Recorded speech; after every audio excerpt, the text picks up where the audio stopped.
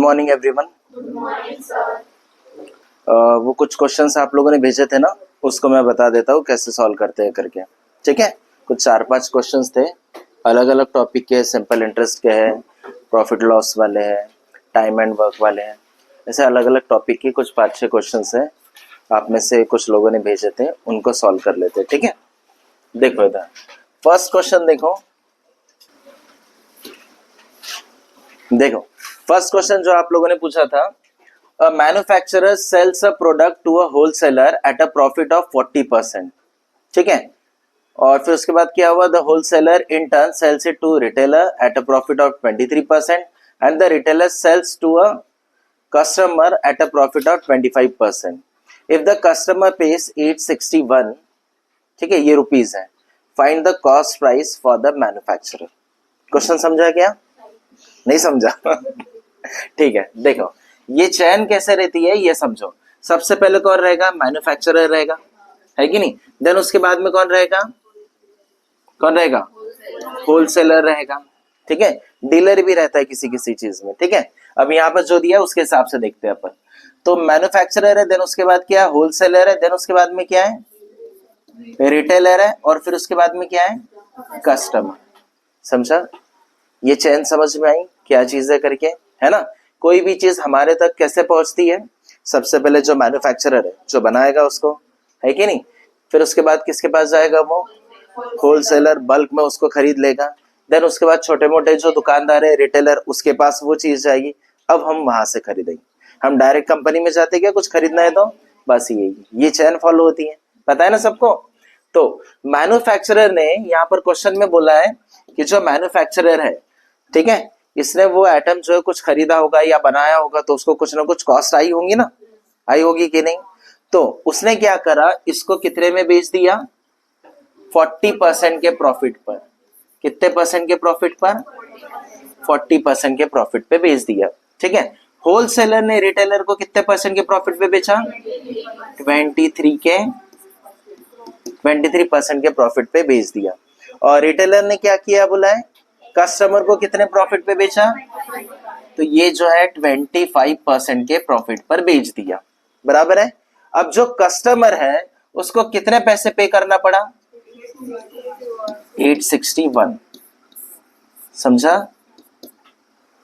ये चैन समझ में आई? पहले कौन है इस कहानी में? मैन्युफैक्चरर है, उसने होलसेलर को 40% में बेच दिया, है ना? 40% में मतलब उतने के प्रॉफिट पर। समझ में आए? तो इसका मतलब यह है कि अगर 100 रुपए की कोई चीज है, कितने रुपए की? अगर मैन्युफैक्चरर के लिए वो चीज 100 रुपए की है, तो वो होलसेलर को कितने में बेचेगा? 140। 40 रुपए में नहीं, समझ में? 40 में बेचेगा तो क्या होगा? प्रॉफिट होगा क्या? हाँ, तो ये इसको अगर 100 रुपए की कोई चीज है तो हम समझेंगे कि 40% के प्रॉफिट पर बेचा, तो उसमें 40 ऐड करके हम यहाँ 140 लिखेंगे। अगर प्रॉफिट के बदले में अगर बोला रहता लॉस, तो लॉस बोलने से क्या किए रहते हम? माइनस कर दिए रहते 40, तो मतलब 60 में बेच दिया रहता। ऐसा कंसिडर हुआ रहता है ना? मोटे मोटे तौर पर अज्यूम करना है तो हम एक राउंड फिगर 100 लेकर चलते हैं, बराबर है। तो यहाँ पर भी देखो ये चैन समझ में आई। अब क्वेश्चन समझ में आया क्या हुआ करके। अब इसको सिंप्लीफाई करने का एक सिंपल सा तरीका है, और भी तरीके हैं बट ये वाला तरीका ज्यादा ठीक रहेगा। फॉर द मैन्युफैक्चरर हमें क्या फाइंड करना है? कॉस्ट प्राइस फाइंड करना है। क्या फाइंड करना है? कॉस्ट प्राइस हमें पता है 100% रहती है। कितना रहता है? तो परसेंट में मैं 100% बोलूंगा, बराबर है कि नहीं? लेकिन अगर वैल्यू मुझे पता है तो नहीं पता ना वैल्यू अगर मुझे सोचना है तो मैं क्या अज्यूम करूंगा? x। तो ये x को उसने कितने परसेंट के प्रॉफिट पे बेचा? 40, तो ये हो गया 140%। कितना हुआ? समझा यहाँ तक? फिर दूसरा, इसने इसको कितने में बेचा? 123% में, बराबर है ना? सबको समझ में आ रहा है? फिर इसने क्या किया? कस्टमर को कितना? 125। 125 कहां से आया? क्लियर है ना? हाँ। अब ये होने के बाद में जो कस्टमर, इतना पूरा प्रोसेस होने के बाद में उसको वो चीज जो है कितने रुपए में पड़ी? 861। ये जो मैंने मैथमेटिकली ये जो लिखा है एक्सप्रेशन, ठीक है, इक्वेशन टाइप में, ये समझ में आया कहां से आया? कोई एक चीज थी, कितने रुपए की है नहीं पता, है ना? तो वो चीज को इसने 140 केस में बेचा, उसने 123, उसने 125, और कस्टमर को कितने में पड़ी? वो 861 में पड़ी। समझ में आया? अब इसको बस हमें सिंप्लीफाई करना है, सिंप्लीफाई करने से हमें x का आंसर मिल जाएगा। ठीक है, अब सिंप्लीफाई कैसे करेंगे? तो देखो x यहां पर रखो, बाकी सबको उधर शिफ्ट कर दो। तो शिफ्ट कैसे होता है? देखो जो डिनोमिनेटर में वो कहां जाएंगे? तो देखो 861 ऑलरेडी वहां पर है, एज इट इज लिखो। जो नीचे है वो सारे ऊपर चले जाएंगे, ये रूल पता है ना सभी को। जो डिनोमिनेटर में रहते कहां जाते हैं? न्यूमरेटर में जाते हैं। और जो ऊपर है वो सारे कहां पर आएंगे?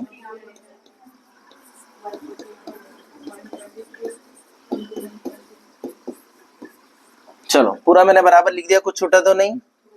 हाँ, अब देखो यहां समझने वाली चीज है, यहां आता है मेरा रूल, है कि नहीं? इतना तो तुम लोग कर लोगे, है ना? अब देखो यहाँ ये इतना बड़ा जो कॉम्प्लिकेटेड दिख रहा है, इतना खतरनाक है ना, इसको सिंप्लीफाई करने जाएंगे तो हो गया फिर तो, है कि नहीं? है क्या नहीं? हाँ, मैथ्स के लिए अगर मान लो तुमको 10 मिनट मिल रहे हैं, ठीक है, 10 मिनट तो पूरा एक ही सम में 20 लगेंगे, देखो 20 में भी नहीं होगा। ठीक है, अब इसको करना कैसे है वो समझो। ऑप्शन गौर से देखो, सारे ऑप्शन जो है राउंड फिगर में, डेसिमल में है क्या? हाँ, यहाँ बोला भी था कि ऐसा कि राउंड फिगर में लाओ वगैरह, नहीं, मतलब एक्चुअल जो हमारा आंसर है इसमें से चारों में से कोई ना कोई होगा, तो ये राउंड फिगर है। इससे क्या समझ में आ रहा है? इससे पहली चीज हमारे दिमाग में आनी चाहिए कि ये पूरा कटपिट जाएगा और आंसर राउंड फिगर आएगा, मतलब डेसिमल में नहीं आएगा। डेसिमल में कब आता है? जैसे मान के चलो मैंने लिखा यहाँ पे 3 और नीचे में लिखा 2, इमेजिन करो, तो ये पूरा कटरा गया तो आंसर डेसिमल में आएगा। लेकिन मान के चलो यहाँ पर अगर 4 रहता और यहाँ 2 रहता तो कट गया, आंसर पूरा राउंड फिगर आया। ये लॉजिक समझा? मतलब ये भी पूरा कहीं ना कहीं कटेगा, समझा? ये पहला रूल बोलो या ये पहली चीज हमारे दिमाग में फिट होनी चाहिए। ठीक है यहाँ तक? अब देखो यहाँ पर कभी भी जब ऐसे इक्वेशन में, ठीक है, जब भी हम सॉल्व कर रहे हैं और यहाँ पर अटक गए, तो जो जीरो वाले नंबर्स है ना, कभी भी उनको ना बिल्कुल छेड़छाड़ नहीं करना, वो एज इट इज वैसे ही रहने देना, क्योंकि उसको कटपिट करोगे तो और कॉम्प्लिकेशंस हो जाएंगे और झंझट बढ़ जाएगा। ठीक है, कोशिश करो कि वो कटने नहीं चाहिए। ठीक है, तो अब मेरे दिमाग में क्या आएगा? नेक्स्ट स्टेप ये आना चाहिए, पहली चीज समझ में आई, राउंड फिगर में आ रहा, मतलब सब कट जाएगा, सब कट जाएगा, समझा? अब दूसरी बात, फिर नेक्स्ट स्टेप मेरे दिमाग में आना चाहिए, ये 5 है और ऊपर में क्या है? 0 है, तो 5 से तो 0 वाले नंबर कट ही जाते, कट जाते कि नहीं? दूसरा 0 वाला तो कट ही जाता, तो बचा क्या? हाँ, तो मेरे दिमाग में सिर्फ ये आना चाहिए, ये 123 जो है ये तो 0 वाले नंबर है ना, उसको छोड़ दो, वो तो कटेगा ही नहीं ऑर्डर करके, तो इससे ये कटेगा ही 100%। क्यों कटेगा? मैंने कैसे दिमाग लगाया? मुझे ये समझ में आया, पहली चीज राउंड फिगर में आ रहा है, राउंड फिगर में आ रहा है तो ऊपर वाला नीचे वाला कटेगा ही 100%, बराबर है? अब ये और ये नंबर तो इससे कटेंगे, कटेंगे कि नहीं इससे? तो बचा ये दो ना, तो इसका मतलब ये दोनों में कुछ ना कुछ रिलेशन है जो आपस में कट जाएंगे, वो समझा? अब कटेगा कैसा? तो देखो यहाँ 861 है, 123 का टेबल आता है क्या हमको? तो क्या सोचना पता है हमको? इतना पता है कटेगा ही, तो मैं ऐसा सोचूंगा, एक अंदाज ऐसा लूंगा, ये 100 पकड़ो, 123 को 100 पकड़ो और ये 800 समथिंग है ना, तो कितने बार जाएगा? या तो 7 बार या तो 8 बार। 8 बार तो जा नहीं सकता, क्यों? क्योंकि ये 23 आगे है, तो उतने बार हमको बढ़ाना पड़ेगा, है ना? तो मैं 8 बार नहीं सोच सकता, कितने बार जाएगा? 7। अब सच में 7 बार जाएगा कि ये कैसे पता चलेगा? तो देखो, क्या 3 के टेबल में 1 आता क्या, और कितने बार में? बताओ, अंदाज समझा? 3 7 21 होता, 3 7 जा, अंदाज कैसे बैठा ना, ये इंपॉर्टेंट है ऐसे क्वेश्चंस में, क्योंकि वो देगा ही ऐसा कुछ ना कुछ क्वेश्चन जो दिखेगा बहुत एकदम लेंथी या कॉम्प्लिकेटेड, लेकिन वो रहेगा इजी। तो हमको समझ में आ गया अंदाज कितने में हो रहा है? 7 बार में। कितने बार में? करके देखो यहाँ पर सच में हो रहा है क्या? 123 को हम 7 से अगर मल्टीप्लाई करते, 7 कहां से आया समझा ना? तो देखो 7 3 जा, ये बनाया, कैरी कितना हुआ? ये 2 हो गया, फिर 7 2 जा 14 और 2 16 का 6, कैरी कितना? 1, 7 1 जा, और ये कितना? 8। देखो एग्जैक्ट वहीं पर पहुंच गए, पहुंचे कि नहीं? लेकिन टेबल नहीं आता तो बनाते बैठेंगे क्या टेबल? हालांकि ये भी एक कला है टेबल बनाना, पता है ना सबको, सिखाते ना, कई सारी वीडियोस ऐसे अवेलेबल है, लेकिन ये सब नहीं करना। ठीक है, तुम सीख जाओगे और लगेगा अरे यार टेबल याद करने की जरूरत नहीं है, हमको तो बनाना आ गया, ऐसा कुछ नहीं है। ठीक है, ये चीजें याद रखो ऐसा। अंदाज कैसे लिया जाता है करके, ठीक है। तो ये इससे कट गया, कितने टाइम्स कटा, रुको पेन चेंज कर देता, ये 1 टाइम कट गया और ये कितने टाइम कटा, 7। जैसे 7 दिखा इससे रिलेशन बना कितने बार में, तो ये 7 1 जा 7 2 जा और ये 0 जा। समझा यहाँ तक, कोई डाउट किसी को? हाँ फिर इधर देखो, ये 0 से ये 0 कट हो गया, कोई भी एक कट करो कोई फर्क नहीं पड़ता, कटेगा कि नहीं, यहाँ तक सबको समझा। यहाँ क्या बचा, 2 बचा और इधर ये कुछ नंबर बचे, यही काटा पीटी कर रहा हूं मैं, ठीक है, थोड़ा समझने की कोशिश करो।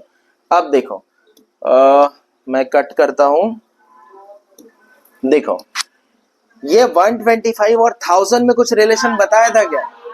जैसे मैंने तुमको क्या बताया था, 100 में कितने 25 होते हैं, 4, पता है ना सबको, 100 में 4 होते हैं। तो वैसे 1000 में 125 कितने होते हैं, ये रिलेशन समझाया था ना मैंने, बस ये रूल याद रखना, कई सारे क्वेश्चन में काम आता है। तो देखो ये 1000 दिखाई दे रहा है तुमको, 2 0 और 1 0 मतलब 1000 हो गया, हुआ कि नहीं?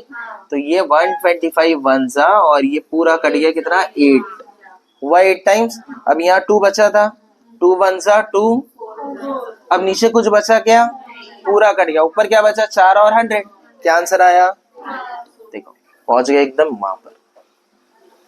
ये दिखने में, सोचने समझने में कितना डिफिकल्ट लग रहा था कि नहीं? अगर ये समझ में भी आ गया हमको ये लॉजिक, फिर भी यहाँ कंफ्यूजन हुआ रहता, क्योंकि मोस्ट ऑफ द स्टूडेंट क्या करेंगे पता है क्या, 2 से कट करेंगे, 5 से कट करेंगे, 0 कट करने की कोशिश करेंगे। हम ऐसा करेंगे क्या? नहीं करेंगे क्या, बोलो ना जोर से। हाँ कैसे जाना है समझ में आया? तो इस तरह के क्वेश्चन अभी कभी भी आएंगे, ठीक है। इसने उसको इतने में बेचा, फिर उसने सामने वाले को इतने में बेच दिया, है ना। अब यहाँ तो खैर होलसेलर, डीलर या रिटेलर इनकी बात कर रहा था, है ना। लेकिन हो सकता है कभी पर्सन आ जाए, एक बंदे ने कुछ खरीदा, उसने दूसरे बंदे को इतने में बेचा, फिर उसने तीसरे बंदे को इतने में बेचा, तो बात वही रहेगी। समझ में आया सबको? चलो ले लो इसका पिक। ये इस तरह का क्वेश्चन हम लोग कर चुके हैं, याद है?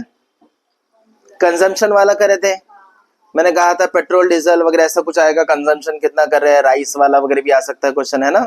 कितनी क्वांटिटी ले रहे हैं, कितना कंजम्पशन हो रहा है, कितना पैसे खर्च हो रहे हैं, या रेट में कुछ कम ज्यादा होता है तो कंजम्पशन में चेंज होता है, ऐसा बताया था ना। ये उसी टाइप का एक क्वेश्चन है। देखो यहाँ पर, the number of seats in a cinema hall has increase by 25%, ठीक है। The cost of each ticket is also increased by 10%. The effect of these changes on the revenue collection will be an increase of कितना? अच्छा पहले तो ये बताओ question समझा क्या? गुड। देखो इधर, इसमें क्या हो रहा है ये चीज समझ के देख। हम में से सबने मूवी देखा होगा थिएटर में जाकर, देखे ना? ऐसा कोई जिसने नहीं देखा? देखे ना? हाँ तो सोचो, ये काम में पीछे नहीं रह सकते, ठीक है। देखो अब क्या होता है, हम टिकट खरीदने के लिए जाते हैं, है ना। एक ऐसा जो क्या सिनेरियो रहता है वो समझो। टिकट खरीदने के लिए गए, मान लो उसके पास 100 टिकट्स हैं। कितने टिकट है? और इमेजिन करो एग्जांपल के लिए, एक टिकट जो है 5 रुपए की है, कितने रुपए की है, और उसके पास कितने टिकट्स है, 100 ही सीट अवेलेबल है, समझो एक टिकट कितने की है, तो टोटल रेवेन्यू कितना कलेक्शन होगा। तो ये आया कहाँ से? तो देखो सोचो, हाँ बस वही चीज हमें यहाँ लगा ना। देखो यहाँ बता रहा हूँ, ये जो रेवेन्यू आया है ना, ये रेवेन्यू जो है मतलब टोटल पैसा जो इनकम हुआ, ये कैसे हुआ कि भाई cost of 1 ticket into number of tickets. समझा गया?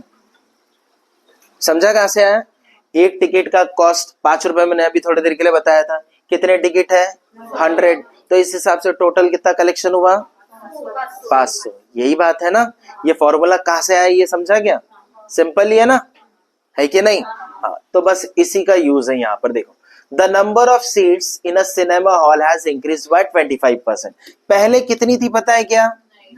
लेकिन हाँ, और अभी क्या 25% बढ़ गया बोला, तो मैं क्या समझ लेता हूँ कि नंबर ऑफ सीट जो है पहले कितनी थी 100 थी, ठीक है। अभी कितनी हो गई बोला, तो इसका मतलब अभी ये बढ़ गया, कितना बढ़ गया बोला 25% बढ़ गया, तो ये हो गया 125।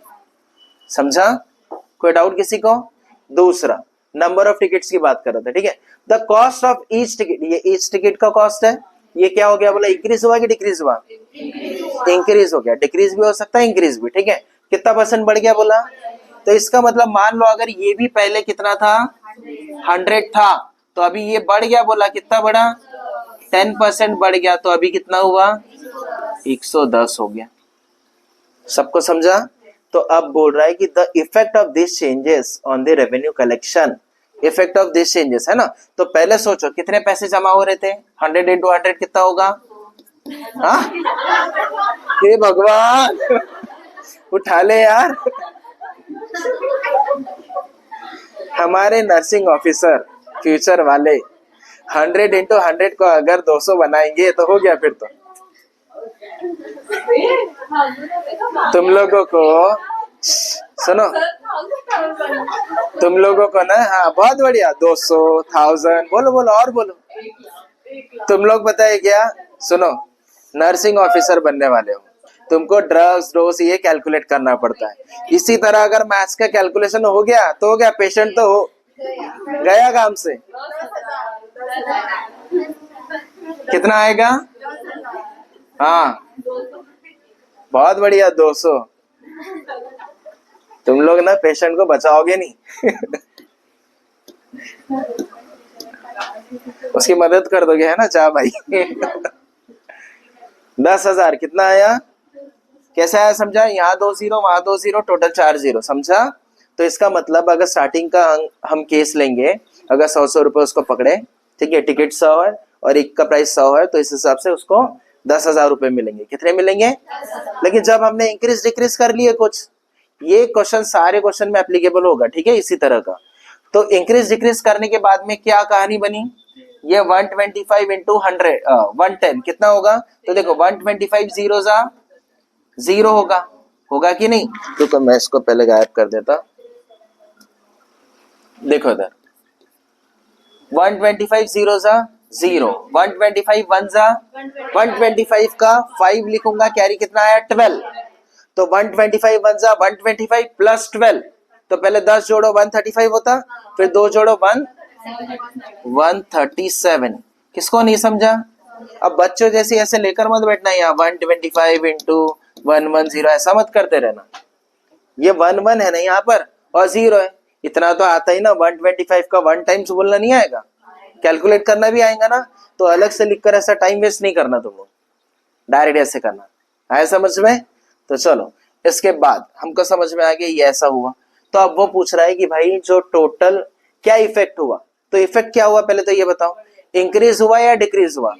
तो क्वेश्चन में कई बार ऐसा भी पूछता है कि भाई इंक्रीज हो रहा है या डिक्रीज हो रहा है बताओ, है ना। दूसरा सवाल ऐसा भी पूछेगा कि कितने रुपए का इंक्रीज हो रहा है बताओ, कितने परसेंट का हो रहा है, ऐसा पूछेगा, ठीक है। ये वेरिएशन हो सकते हैं। तो देखो पहले 10,000 था, अभी 13,750 हुआ, तो मुझे बताओ इंक्रीज कितना हुआ?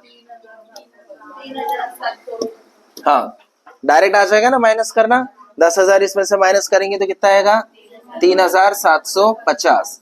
कितने पर हुआ? हाँ, फिर 1000 बोलो, है ना। और ये पूछा है कितना परसेंट, है कि नहीं? ये समझा कहां से आया?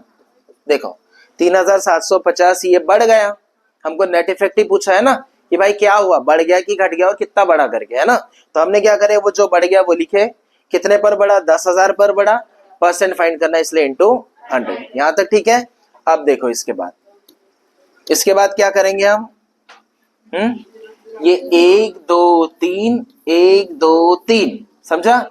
एक के बाद 0 लगाएंगे हम तो ये आ जाएगा 37.5, ठीक है। अब देखो 37 पॉइंट क्या आया, 3,750 हुआ, ठीक है। 10,000 यहाँ लिखे हमने।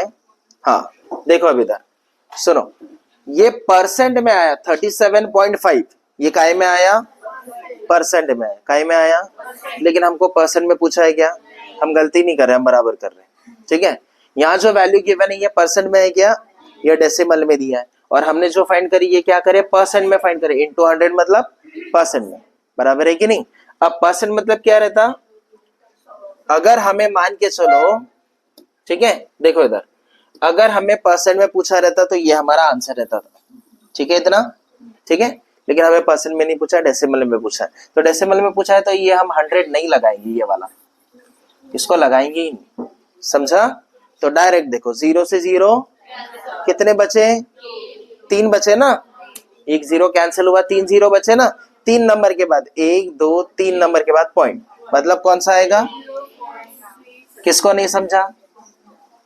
सबको समझा? ऑप्शन जैसे रहेंगे उस हिसाब से हमारा कैलकुलेशन रहेगा।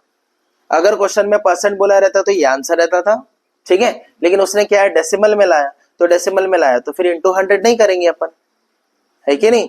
ये ऐसा वेरिएशन देगा वो क्वेश्चन में, ठीक है। हाँ, अगर तुम्हें नहीं भी फाइंड करना है तो कम से कम लॉजिक तो ये बैठाना कि आंसर ये आया 37 वाला कौन सा नंबर है, वही होगा करके। आया समझ में? चलो चलिए देखो next question. At what percent above the cost price must the shopkeeper mark his goods so that he gains 20% even after giving a discount of 10% on the mark price? Question समझ में आया क्या? आया क्या? बोलो ना, नहीं समझा? देखो सिंपल सा, प्रैक्टिकली सोचो थोड़ा। एक दुकानदार है ना, तो मुझे ये बताओ दुकानदार क्या करेगा अगर 100 रुपए में मार्केट से कोई चीज खरीद के ला रहा है ना, जो भी रिटेलर अपने घर के पास के 100 रुपए में कोई चीज के खरीद के लाएगा तो अपने को 100 रुपए में बेचेगा क्या? नहीं बेचेगा, बराबर है कि नहीं, है कि नहीं? तो वो क्या करेगा, चीज को बढ़ा देगा, तो बढ़ाकर बेचेगा तभी उसका प्रॉफिट होगा, बराबर है कि नहीं? लेकिन साथ ही साथ अगर वो डिस्काउंट देगा तो कस्टमर क्या हो जाएगा, खुश हो जाएगा, फायदा उसका भी होगा और कस्टमर को मनी मन क्या लगेगा, हमारा फायदा है। समझ रहे हैं? ये कहानी समझती है सबको? हाँ, तो वो दुकानदार बहुत चालाक होता है, वो क्या करेगा, वो चीज को और बढ़ाकर बताएगा और उसमें से क्या कर, जैसे सिंपल सा एक लॉजिक समझो, 100 रुपए का उसने मार्केट से खरीद के लाया दुकानदार ने, ठीक है, उस चीज को क्या करेगा, वो 150 रुपए का बोलेगा, उस पे लिख देगा मार्क प्राइस, मतलब प्रिंट कर देगा, भाई ये चीज 150 रुपए की है, कितने की, और बोलेगा इसके ऊपर मैं तुमको 20 रुपए का डिस्काउंट देता हूँ, कितने रुपए का, 20 रुपीज का। तो कस्टमर को लगेगा बाप रे 150 की चीज थी, 20 रुपए डिस्काउंट दे दिया करके, कस्टमर इसी में खुश, है कि नहीं? और दुकानदार क्या, वो अलग खुश कि 100 रुपए की चीज को मैंने 130 में बेचा, 30 रुपए का उसका फायदा, दोनों खुश हो गए। ये ऐसा ही चलता है पूरा मार्केट सिस्टम। अच्छा, तुम भाव करेंगे तो वो 100 से नीचे बेचेगा क्या? नहीं, चांस ही नहीं है। फिर भी वो कितना भी, वो अपना नुकसान करके क्यों बेचेगा? तो खैर छोड़ो यहाँ। What percent above the cost price, cost price से अबव, ये वाली लाइन याद रखो, कॉस्ट परसेंट से कितना ज्यादा, must the shopkeeper mark his goods so that he gains 20। हाँ, मतलब कॉस्ट प्राइस अगर मान लो 100 है तो उसको क्या करना पड़ेगा, कितना ज्यादा बढ़ाना पड़ेगा कि उसको भाई 20% का फायदा हो, 10% का डिस्काउंट देने के बाद भी। तो ये सिंपली ऐसे मत करना 20 में से 10 गए 10% निकालो, हो क्या करेंगे, ऐसा नहीं है ये, ठीक है। क्या करेंगे फिर अपन, इसको हम लेंदी मेथड से भी जा सकते हैं, दोनों के सेलिंग प्राइस वगैरह फाइंड करके इक्वेट करके वगैरह, पर एक डायरेक्ट फॉर्मूला है, उससे जाओगे तो थोड़ा सा इजी बनेगा। और एक्चुअली ये फॉर्मूला नहीं भी करते हो तो भी आ जाएगा, अगर तुमको वो कॉन्सेप्ट क्लियर है कि मार्क प्राइस कितना बढ़ा रहा है, कितना घटा रहा है, क्या कर रहा है, तो ठीक है। जैसे यहाँ देखो, अच्छा मैं डायरेक्ट करके बताता हूँ, कितना बढ़ा रहा है वो, कितना बढ़ा रहा है, हाँ कितना बढ़ा रहा है, 20%, मतलब 100 की चीज थी तो कितना हो गया, ये 120 हो गई। तो 100 की चीज में डिस्काउंट कितना दे रहा है वो, 10%, तो कितना हो गया वो, कितना हुआ, 90 हुआ, 90 हुआ कि नहीं हुआ। हाँ, अब पूछा है कि कितना परसेंट, अगर परसेंट में पूछा है ना, है कि नहीं, तो क्या करेंगे, इंटू क्या करेंगे, 100। समझ में आया क्या, इंटू क्या, 100। अब इसको सिंप्लीफाई करेंगे, अगर हम ये समझाना कहां से आया ये सब, 120 कहां से आया, 90 कहां से आया, सोचो, 0 से 0, 3 3 सा 3 4 सा, बराबर है। तो इसको सॉल्व करेंगे तो आंसर कितना आएगा, 1.33 ऐसा समथिंग चलेगा ना, चलेगा कि नहीं, समझा, 133.33 ऐसा चलेगा ना। सोच के देखो, 4 का 3 में डिवाइड करेंगे तो 3 1 जा 3 तो होगा ही, होगा कि नहीं, फिर 1 उधर जाएगा 10 हो जाएगा, फिर 3 3 जा 9, फिर उधर जाएगा 110 हो जाएगा, 3 3 9 है ना। उसके बाद यही चलते रहेगा ना, क्योंकि 1 ही तो रिमेनिंग आ रहा, ऐसा कंटिन्यू चलते जाएगा ना, पढ़े थे ना हमने। तो ये 133.33% ऐसा आएगा, बराबर है। तो उसको मार्क प्राइस मतलब वो चीज कितने की बेचना पड़ेगा, 133.33 इतने में बेचना पड़ेगा। लेकिन सवाल हमसे ये पूछा है कितने में बेचना पड़ेगा, नहीं पूछा है, अबव द कॉस्ट प्राइस बोला है। क्या बोला है, मतलब कॉस्ट प्राइस अगर 100 का है और वो टोटल इतने में बेचेगा तो कितना बढ़ाना पड़ेगा उसको, 33%। माइनस 100 करेंगे, क्यों माइनस 100 कर रही है समझा, तो कितना आएगा ये 33.33% है क्या ऑप्शन में। हाँ 33.33 का मतलब होता है 1/3, पता है ना सबको। हाँ तो ये रहेगा आंसर। समझ में आया कैसे आया। उसने टोटल एमपी कितने में पूछा है, ऐसा है क्या, मार्क प्राइस नहीं, कितना बढ़ाएगा वो पूछा है, above the cost price. Cost price तो हमको पता है 100, तो उससे कितना ज्यादा करना पड़ेगा उसको, 33.33 का मतलब होता है 1/3। कितना, 1/3 होता है। समझ में आया क्या। पहले तो ये बताओ, ये जो क्वेश्चन है ये कौन सा टॉपिक का है, कौन सा टॉपिक का है, टाइम एंड वर्क या वर्क एंड टाइम, जो भी कहो, है ना। तो देखो क्या पूछ रहा है यहाँ पर, contractor undertakes to build a wall in 50 days. कितने दिन में, मतलब एक कॉन्ट्रैक्टर है, उसको कुछ काम है, दीवार बनाना है उसको, ठीक है, वॉल बनाना है। कितने दिन का काम है वो, 50 दिन का काम है ना। तो फिर क्या बोला, he employs 50 people for the same. उसने कितने लोगों को अपॉइंट किया, 50 मजदूर उसने लगा दिया और बोला भाई अपने पास 50 दिन का ही समय है, फटाफट काम करो। फिर क्या हुआ, however after 25 days he finds that only 40% of the work is complete, है ना। तो 25 दिन बाद, 25 दिन मतलब आधा समय तो हो गया, समय आधा, काम नहीं बोल रहा हूँ, आधा 50 दिन का टारगेट है ना उसका, तो उसमें से 25 दिन हो गए। 25 दिन होने के बाद उसको पता चला यार काम जो है कितना हुआ, 40% हुआ, 40% हुआ ना। फिर बोला है कि how many more man need to be employed to complete the work in the time. अब मुझे बताओ 40% ही काम हुआ, काम कम हुआ ना, कम हुआ कि नहीं, 40% ही काम हुआ, तो अब उसको आदमी और ज्यादा लगेंगे ताकि बराबर ज्यादा इसमें हो करके, है ना। समझ में आया क्या। तो अभी आदमी उसको ज्यादा लगेंगे, तो कितने ज्यादा लगेंगे, उसने कितने लोग लगाया था, 50 लगाया था, और कितने ज्यादा आदमी लगेंगे कि काम जो है फटाफट हो जाए। वर्क कितना बचा है, 60% का काम बचा है। ऑलरेडी कितने लोग काम पर हैं, और कितने मैं बढ़ाऊं कि वो फटाफट कर ले 25 दिन में, 20 बढ़ा दो, बढ़ा दो ना अपने पैसे थोड़ी जा रहे हैं। क्या करेंगे बताओ, प्रैक्टिकली सोचो, कितना अच्छा क्वेश्चन है। तुम घर बनाओगे तो ऐसे ही करना है ना, नहीं बनाओगे, कल को नर्सिंग ऑफिसर बनेंगे तो बनाओगे ना। हाँ देखो इसके लिए इस फॉर्मूले से जाओगे तो थोड़ा आसान काम हो जाएगा। देखो इधर, man into days upon work done is equal to man into days upon work done. अब ये पहला वाला केस है इसलिए मैं इसको 1 1 दे देता हूं, ठीक है, और ये सेकेंड केस है इसलिए 2 2 दे देता हूं, दोनों को इक्वेट कर लेंगे अपन। समझ में आया। अब देखो फिर से समझो, ये फॉर्मूला सबको समझ में आया, यहां तक सभी को क्लियर है। अब क्या करना है, यहाँ पे कितने आदमी थे, 50। ये 50 आदमी ने कितने दिन काम करे, 25 दिन काम करे, तब जाके कितना काम हुआ, ये चीज याद रखना पड़ेगा, कितने दिन काम करे, टोटल मत लिखना, ठीक है। अब यहाँ पर देखो, यहाँ कितने आदमी लग रहे हैं नहीं पता, कितने दिन काम करना है उनको, मजबूरन 25 दिन में ही निपटाना है, पता है ना। और काम कितना बचा है, 40%। 40% काम तो हो गया ना, कितना बचा काम है। तो ये जो काम है ना, ये नंबर के फॉर्म में दे सकता, परसेंट के फॉर्म में दे सकता, फ्रैक्शन के फॉर्म में दे सकता, डेसिमल किसी भी फॉर्म में दे सकता, ठीक है। यहाँ तक समझ में आया। अब इसको सिंप्लीफाई करना है, सिंप्लीफाई करोगे तो आंसर आ जाएगा, ठीक है। देखो परसेंट से परसेंट तो कैंसिल ही हो जाएगा, है कि नहीं, 0 से 0 भी, 25 से 25 भी। यहां तक समझा क्या, कोई डाउट किसी को, पक्का। अब इसके बाद क्या करना है हमको, कहां करूं, यहां करूं। देखो मुझे फाइंड करना है x की वैल्यू, किसकी वैल्यू फाइंड करना है, तो इधर एक्स्ट्रा क्या टर्म है, 6 को उधर लेके जाएंगे, नीचे है ना वो डिनोमिनेटर में, इधर लाएंगे तो क्या हो जाएगा न्यूमरेटर में, उधर ऑलरेडी 50 है, इनटू क्या आया 6, और नीचे क्या बचा है, यहां तक समझा सबको।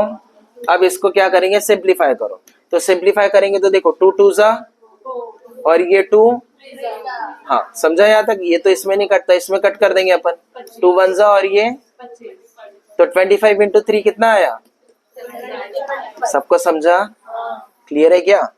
मतलब बचा वाला काम करने के लिए, ये केस क्या था, बचा वाला काम, 60% काम करने के लिए टोटल कितने लोग लगेंगे, 75 लोग लगे। लेकिन ये 75 में से ऑलरेडी कितने लोग काम कर रहे थे ना 50 लोग, टोटल तो अपने को 75 लोग लगेंगे बचे वाले काम को करने के लिए, बट ऑलरेडी 50 लोग तो कर ही रहे थे, कि नहीं, तो 50 उसमें से माइनस कर तो बचा कितना, तो 25 जो है ये हमारा आंसर रहेगा। सबको समझा? ये चीज याद रखना, कभी कभी क्या करता है पता है क्या, वो 75 भी ऑप्शन में दे देगा, ठीक है, मान के चलो डी के बदले में 75 दे दिया, तो डायरेक्ट टिक मत करना, क्योंकि ऐसा होता है ना, जो रॉन्ग लाओगे वो भी ऑप्शन में प्रेजेंट रहेगा, इसलिए सोच समझ के करो। 75 क्या है, टोटल मैन है, ये 60% काम जो बचा था ना उसको करने के लिए ये टोटल मैन की संख्या है, नंबर्स है, तो उसमें से माइनस तो कर लो, जो 50 ऑलरेडी कर रहे थे, तो एक्स्ट्रा हमको कितने लगेंगे 25। आए समझ में?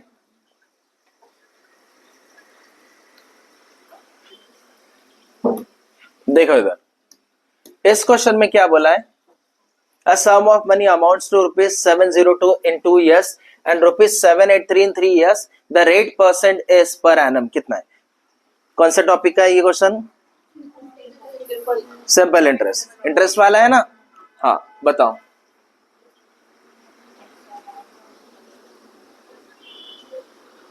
अगर क्वेश्चन में हमें गिवन नहीं है कि भाई ये सिंपल इंटरेस्ट का क्वेश्चन है करके, तो हम कंसिडर करेंगे सिंपल इंटरेस्ट का, ये कंपाउंड है सिंपल ऐसा बताया नहीं तो कंसिडर कर लोगे सिंपल इंटरेस्ट ही है, ठीक है।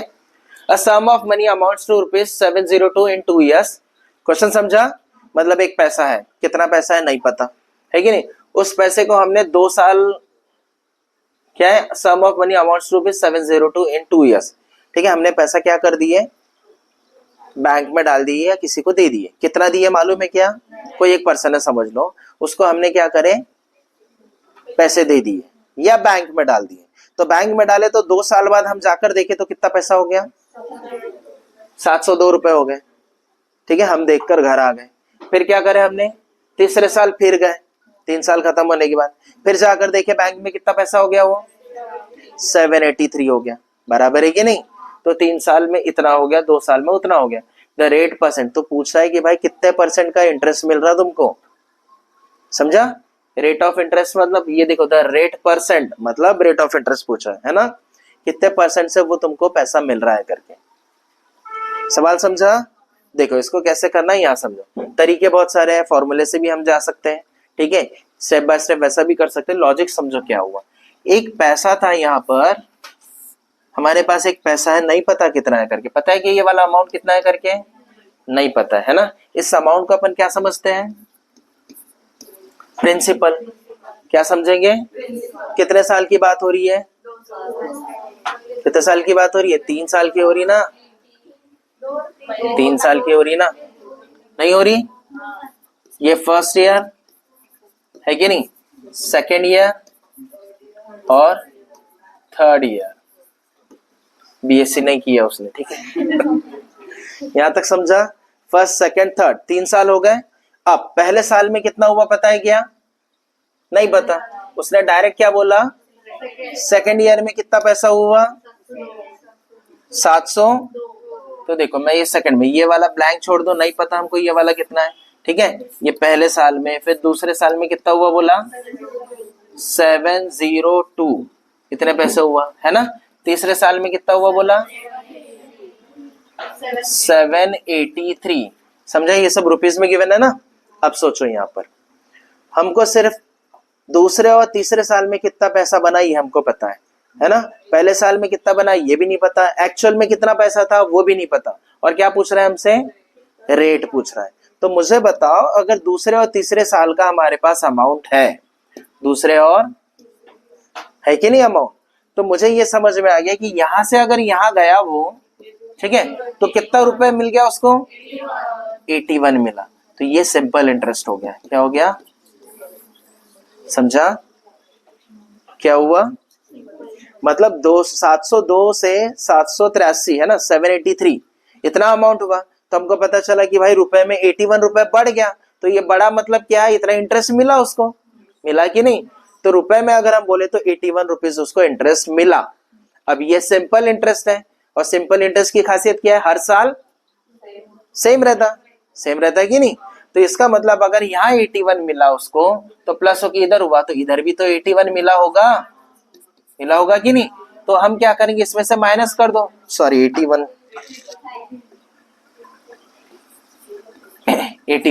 है ना, तो 81 उसमें से माइनस कर देंगे हम, करेंगे कि नहीं? तो देखो यहाँ पर 2 में से 1 गया तो कितना, 1 आएगा। 70 में से 8 जाएंगे तो कितना आएगा, 62 आता है ना सबको समझ में, 62। यहाँ तक समझा? कोई डाउट किसी को? अब देखो ये तो हमको दूसरे साल का भी पता चल गया, ये तीसरे साल, ये दूसरे साल का पता चला। इधर भी तो ऐसा ही हुआ होगा कि नहीं? यहाँ जो भी अमाउंट है उसमें 81 बढ़ गया होगा, तब जाके तो ये आया कि नहीं? तो इसका मतलब इसमें से 81 माइनस करेंगे तो एक्चुअल प्रिंसिपल क्या है वो पता चल जाएगा। कितना प्रिंसिपल है,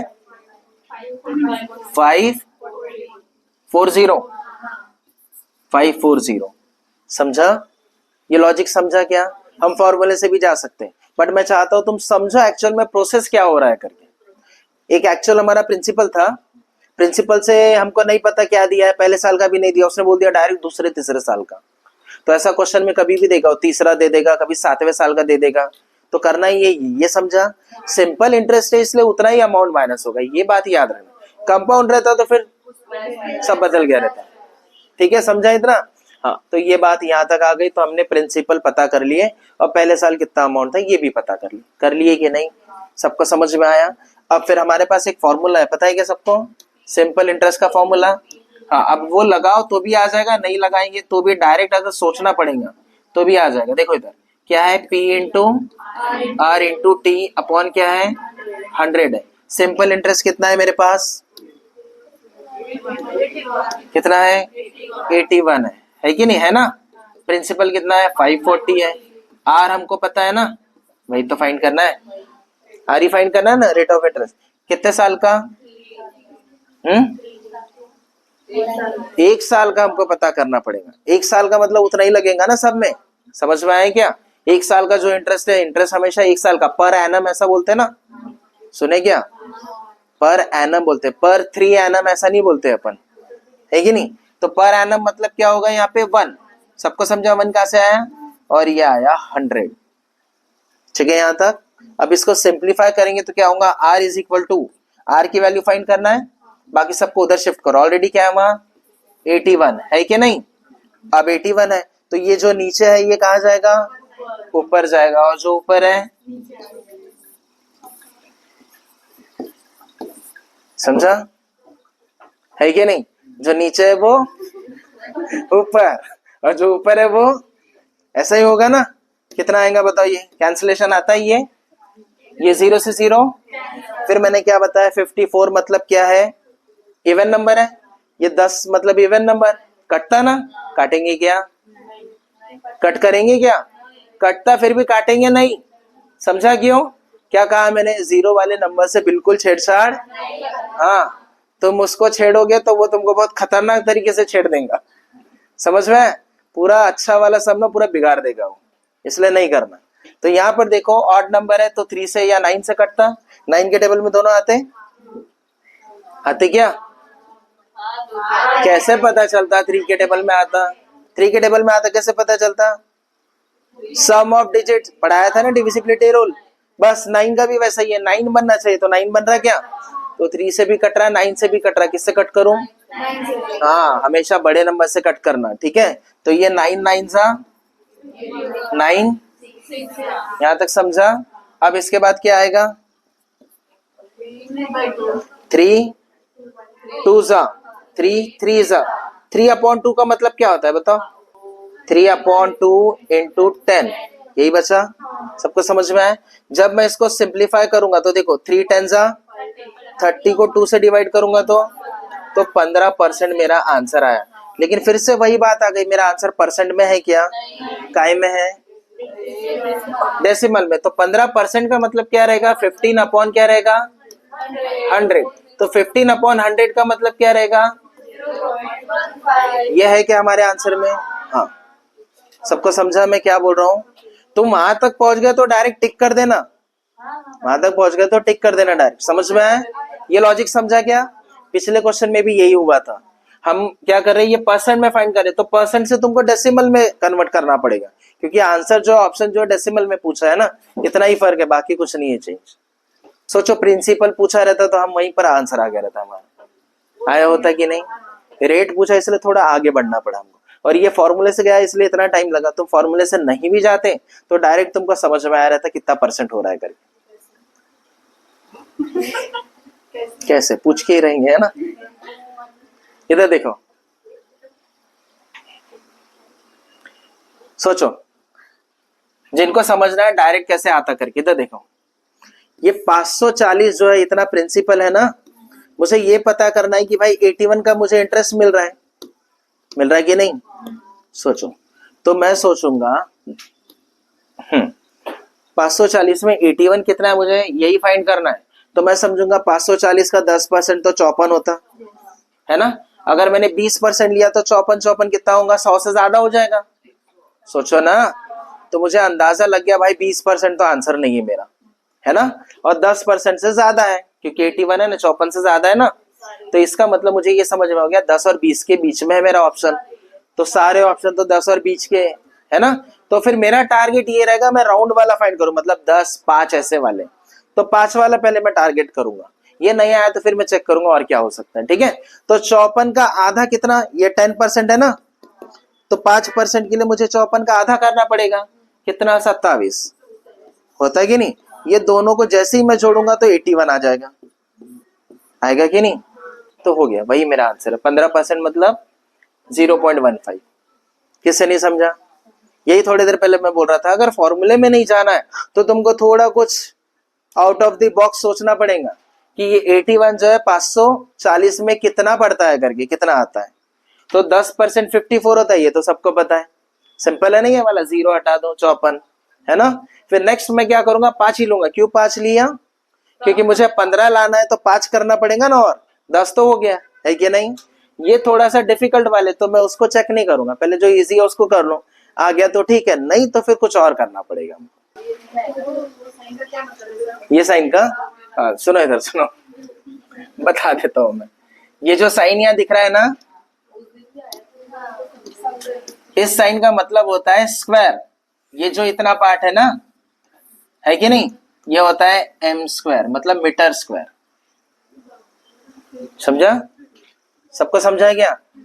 तो ये क्या रहेगा? क्यूबिक मीटर स्क्वायर ऐसा भी बोल सकते हैं, या फिर सेंटीमीटर क्यूब, ये ऐसा सेंटीमीटर स्क्वायर। नंबर के ऊपर का है? नहीं ऐसे आया। हाँ, तो नंबर के ऊपर ये देखो, ये ऐसा रहा और ये सिंबल है देखो, ये इस तरह से ऐसा रहा, और क्या रहा उसके बाजू में? क्या लिखा रहा? कोई भी नंबर लिखा रहा। मान लो 3 है, तो ये इसका मतलब क्या रहेगा? 2⁻3, या सिंपली ऐसा भी लिख सकते हैं 2⁻3। मतलब समझा? तो ये सिंबल जहां भी दिखा तो हम क्या समझेंगे? ये वाला इतना पार्ट जो है यूनिट है। ये क्या है? यूनिट है।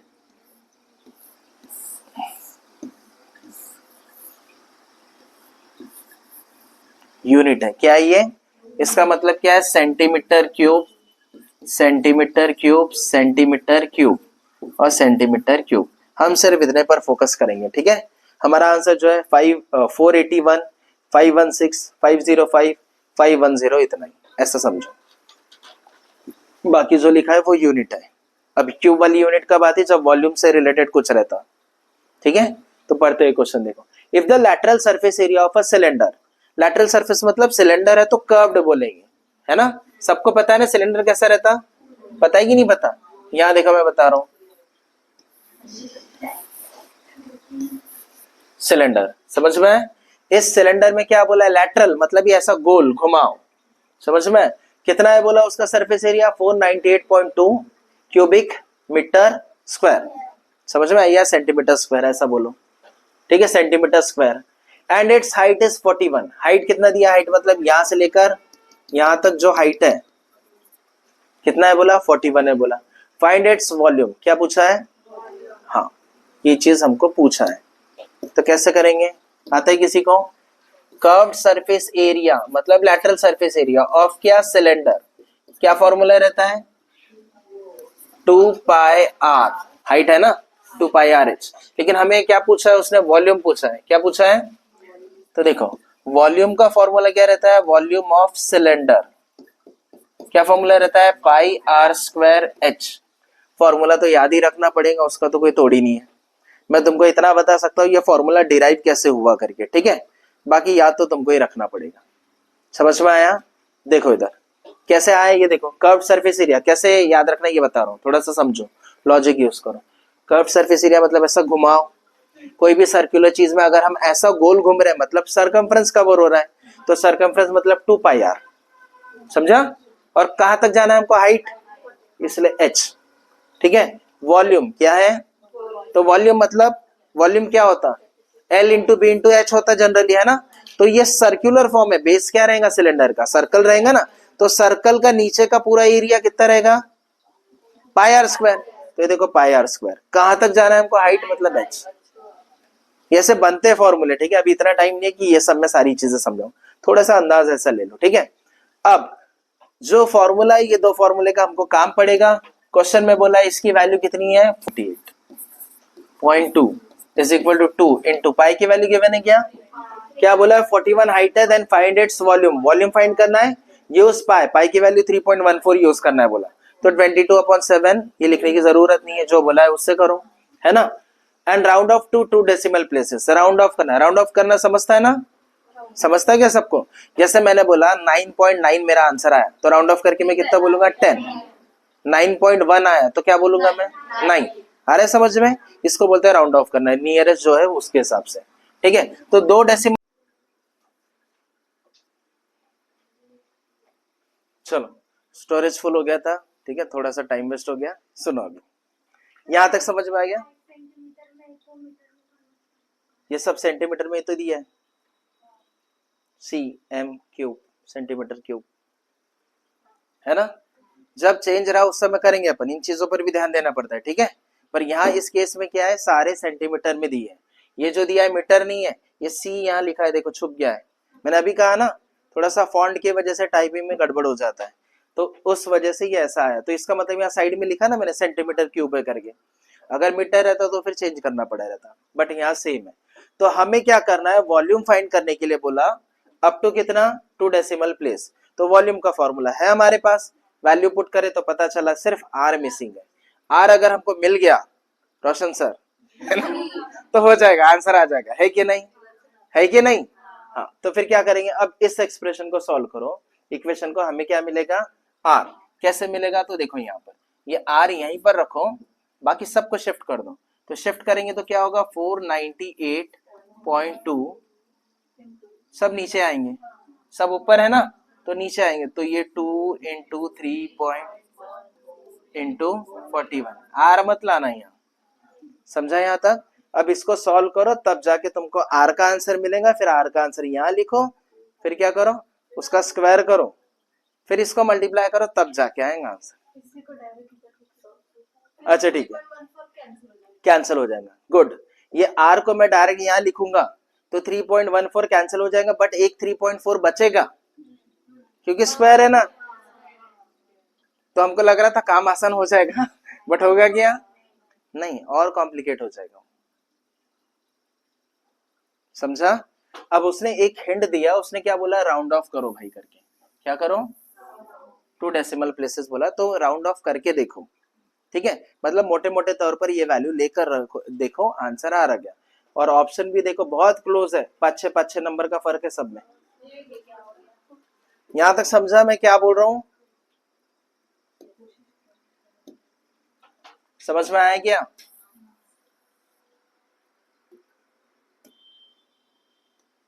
देखो अब इसको सॉल्व करने जाएंगे, ठीक है, तो बहुत हालत खराब हो जाएगी, क्योंकि ऊपर भी डेसिमल है, नीचे भी डेसिमल है, और डेसिमल के बाद भी ये देखो 3 डिजिट वाला है, ये 4 डिजिट वाला है, यहाँ 41 भी एक अजीबोगरीब नंबर दे दिया है कि नहीं? कटते नहीं जनरली ऐसे नंबर, पता है ना सबको? तो उसके बाद आर लाने के बाद भी हमको यहाँ स्क्वायर करना है, फिर मल्टीप्लाई करके लाना पड़ेगा। तो ऐसे सम को एग्जाम में क्या करेंगे हम? हाँ, बहुत बढ़िया। ठीक है, जनरली अगर आया ऐसी जगह फंस गए तो एकदम वो नहीं होना चाहिए मैं जिद्दी हूँ निकाल के ही रहूंगा करके, ऐसा नहीं करना, स्किप कर देना। वहां सही डिसीजन अपना यही होगा भाई, टाइम वेस्ट नहीं करना, स्किप कर दो। ठीक है, लेकिन अब इसको देखो, मैं जैसे बता रहा हूँ वैसे अगर कर पाओ तो बहुत अच्छी बात है। उसने बोला कि राउंड ऑफ करो, नहीं भी बोलता तो भी मैं अप्रोक्सीमेट लेकर चला रहता। तो मैं क्या कर रहा हूँ इधर देखो, ये 498 तो उसको मैं 500 ले लेता। किसको नहीं समझा? ये 2 है तो 2 लिख दो, ये 3.1 है 3 ही लिख देता हूँ, समझा? और ये 41 है तो 40 लिख देता हूँ इसको, तो ये 41 आया। तो यहाँ कितना आया? R। तो R की वैल्यू इससे मिल जाएंगी हमको। ठीक है, कैसे मिलेंगी? हाँ बताओ कितना आएगा? R इज इक्वल टू ऊपर 500 है क्या नहीं? ये कितना आएगा? 6 1 जा 6 हुआ, 6 4 जा 24। यहां तक समझा सबको? कोई डाउट किसी को? अब देखो ये 500 ऊपर है, नीचे में 250 है, समझो 250 के पास है ना, नीचे में क्या है 250, तो 250 1 जा और ये 2 जा, मतलब 2 आंसर आया मेरा। समझा? मैं राउंड फिगर लेकर चल रहा हूं क्योंकि मैं डेसिमल में लूंगा तो मैं तो कर ही नहीं पाऊंगा फिर इसको। तो मैं क्या करूंगा, नीचे 250 के करीब आया, ऊपर 500 है, 2 बार में कट जाएगा, तो इसका आंसर कितना आया? 2। अब यही 2 अगर मैं इसमें लिखूंगा तो क्या हो रहा है देखो, देखो यहाँ पर इसको मैं पकड़ लेता हूँ थोड़ी देर के लिए 3।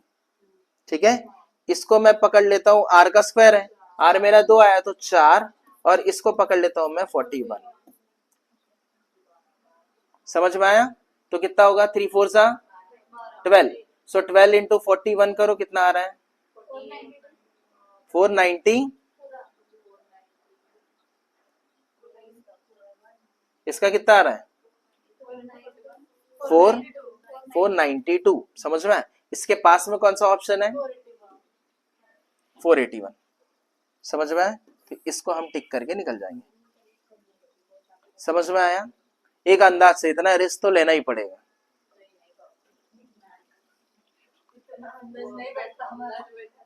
समझ में?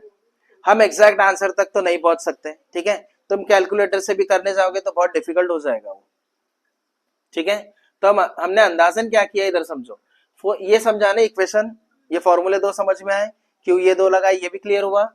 इस एक्सप्रेशन को, इक्वेशन को मैंने क्या किया, 498 है, इसको मैंने 500 पकड़ लिया, इसको 2, इसको 3, इसको 41 पकड़ा, तो मेरा लगभग कितना आंसर आया, है ना? अगर मैं इसको 40 भी पकड़ता तो कितना हुआ रहता? 6 चौक 24, मतलब ये ऐसा, और ये 0 से 0 कैंसिल, 50 का ये लगभग आधा है, 2 ही आ रहा, बात वही हो रही ना? तो 2 के करीब मेरा आंसर आया, तो 2 मैं यहां लिखूंगा इस फॉर्मूले में, तो ये 3 और ये क्या, और ये कितना, 492, है ना? तो 492 किसके आसपास है? 481 के आसपास है, तो वही आंसर रहेगा। समझ में आया? सबको समझा क्या?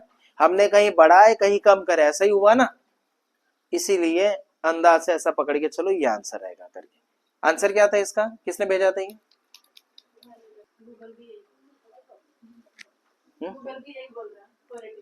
अच्छा, गूगल भी यही बोल रहा है, वो भेज दो ग्रुप में।